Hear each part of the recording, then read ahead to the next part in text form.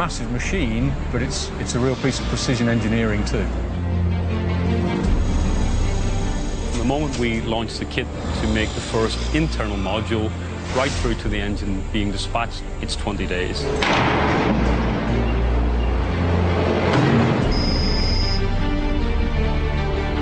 The fan blade delivers 75% of the engine's thrust. It shifts about 1.2 tons of air per second when it's at full throttle. After about 30 seconds, you've got to come away. You can't stand there too long. If you do, you just start burning.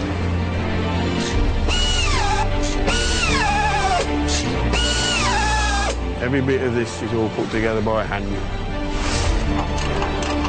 If we was to fit a bolt that was wrong, the aircraft was to come down. We run thousands of hours of testing. An explosive detonation releases the blade from the disc at max takeoff speed and fires it into the fan case. The engine is destroyed. Derby is Rolls-Royce. You mentioned Derby, everybody says Rolls-Royce. They do very well with the line, very fast with the line. They don't need my voice. Morning. That's the inspection department, very friendly people there. It's a very tough competition with one of the most powerful and competitive companies in the world in General Electric. It's not until you see Trent fleet fly over. I've made my own good bit of that. Today, we're the lead. We're the most efficient engine flying in the world.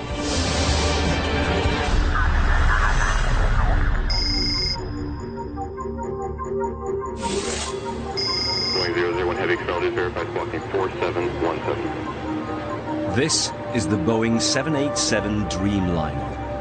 Cat 35 cross runway 11, 200 to the end ramp. Designed to be the most fuel-efficient jumbo jet ever, it's touted as the future of air travel. Even in sort of a grey Seattle day, that paint job is beautiful. After years in development, the plane is finally ready for its very first flight. The weather's atrocious, but it's a make-or-break moment for Boeing's first new airliner in 10 years. Do you know our plane is taxiing, and so we're proceeding inbound. I'm switching to... And no one's more gripped than these engineers watching live over the web in Derby. Because they have designed and built the plane's groundbreaking jet engines, using technology that'll save each plane £3 million a year in fuel. If the flight goes according to plan, Rolls-Royce could find themselves building the greenest, cleanest engine for many of the world's airlines, and securing orders in a highly competitive industry. The engine includes some of the most advanced aviation technology the world has ever seen. This is the story of how a British company leads the world in building the most advanced jumbo jet engines, and of the people who build them.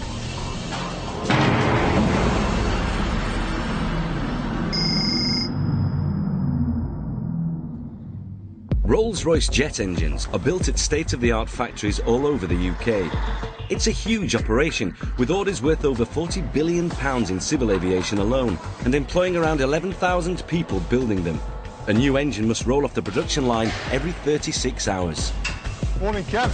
Morning, you are. All right, mate. This week it's my turn, but I tend to be more times in a suit than not. Wow, actually I could be building one of these in maybe a few months, or designing one of them. Maybe one day. There you go. That's it. Look at that beauty. It's a work of art. Rolls-Royce's main assembly plant is a vast 300-acre complex of factory buildings in the southwest corner of Derby. The city has been home to Rolls-Royce for 100 years.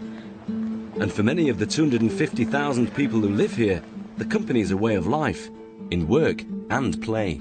They ensured me that they would arrive today.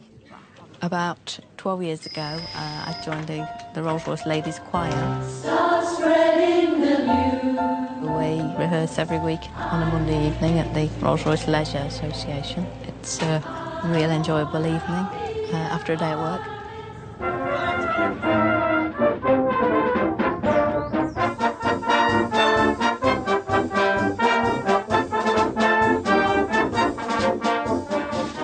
For many of those who work at the company, Rolls-Royce and Derby go back a very long way.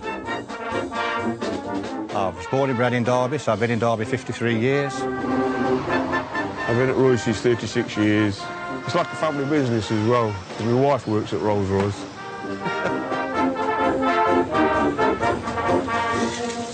Without Rolls-Royce, I'm unemployed, you know, so it means a lot to us. Well, I think it means a lot to Derby, full stop, really.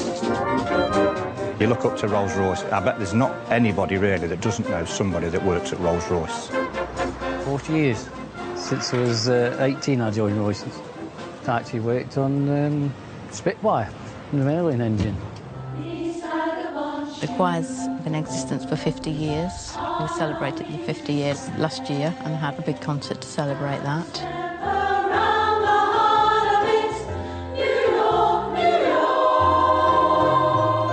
50 years and nearly 6 months.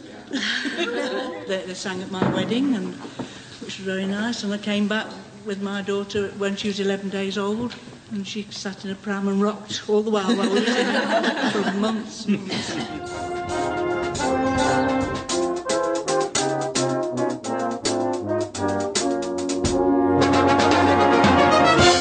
Derby is Rolls-Royce.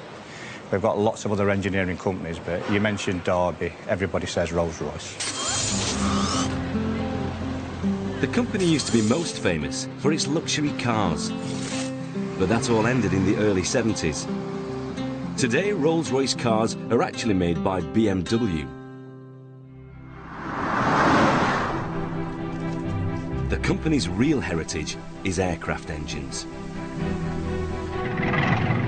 In fact, they've powered some of the world's most iconic aircraft, from Second World War fighter planes and the Harrier jump jet to the much-loved Concorde. And that heritage continues today, powering helicopters, business and military jets, and even ships. But the star product is the pioneering family of Trent jet engines, including the newest Trent 1000 for the Boeing Dreamliner. All the Trent engines are designed for jumbo-style wide-bodied airliners, like Boeing's 777 and the famous Airbus Super Jumbo. But this engine, for the Airbus 330, is the biggest seller of all. In 15 years, the Trent 700 has clocked up 13 million flying hours. It's a massive machine, but it's a real piece of precision engineering too.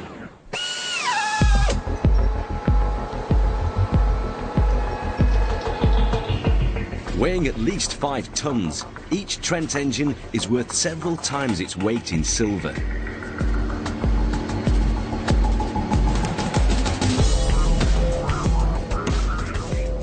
Only 2 companies in the world are capable of building engines this good.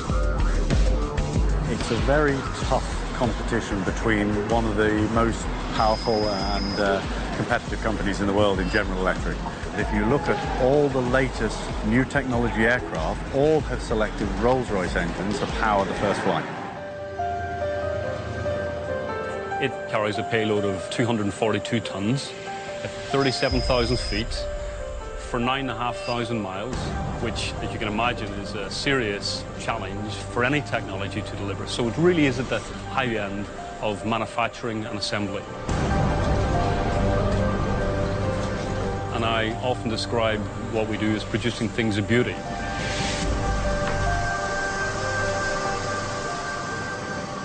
But the popularity of the Trent 700 is also the factory's biggest challenge. With orders placed to build 400 new engines, the company has to produce at least 4 a week. For their production line, one of the most complex in the world, time is big money. Each Trent engine is built from modules, 8 separate sections which are put together on the assembly line. But each module is made from thousands and thousands of components. And the monumental task of gathering them starts here at their massive parts warehouse.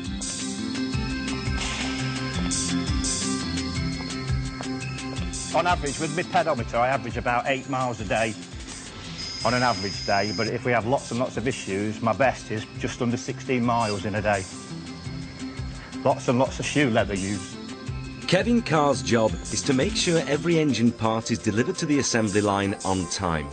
I do know the guys around here say, you know, you just give me a part number, show me a box, and I can tell you what it is and where it goes.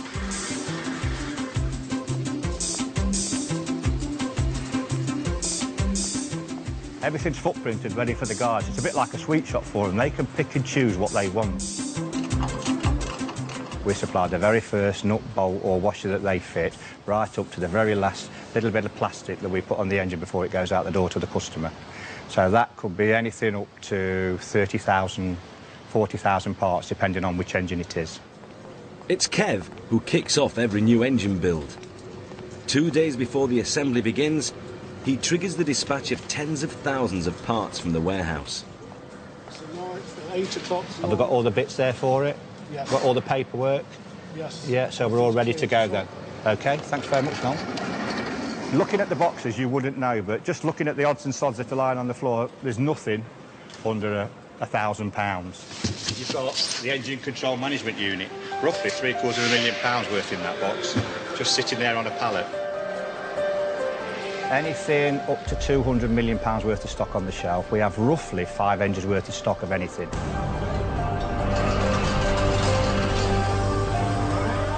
Some of the components that make this engine what it is were designed and built by some of Britain's most skilled and innovative engineers at Rolls-Royce.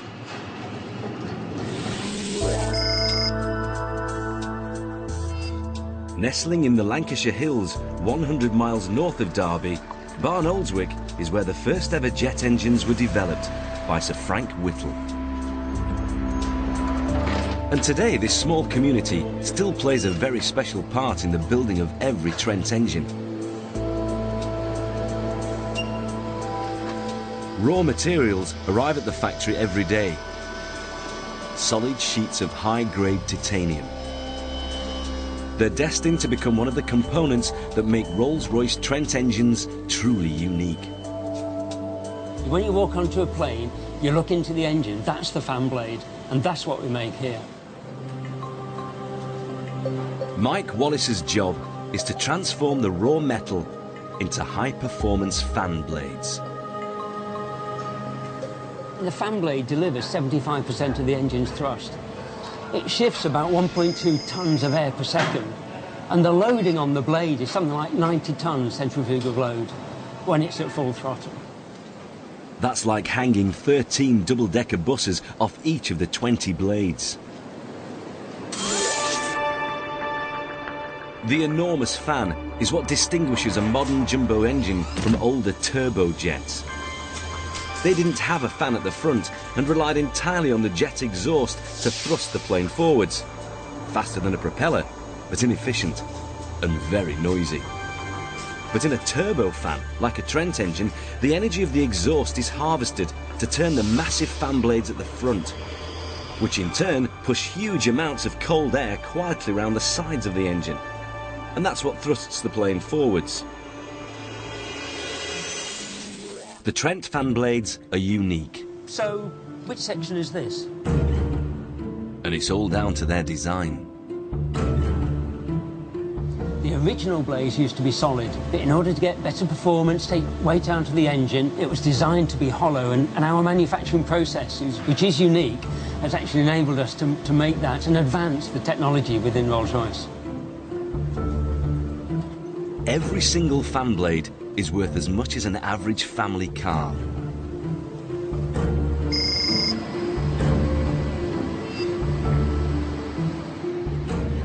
For each blade, 3 sheets of metal are bonded together to make a solid titanium sandwich. It's a process so secret it can't be shown on television.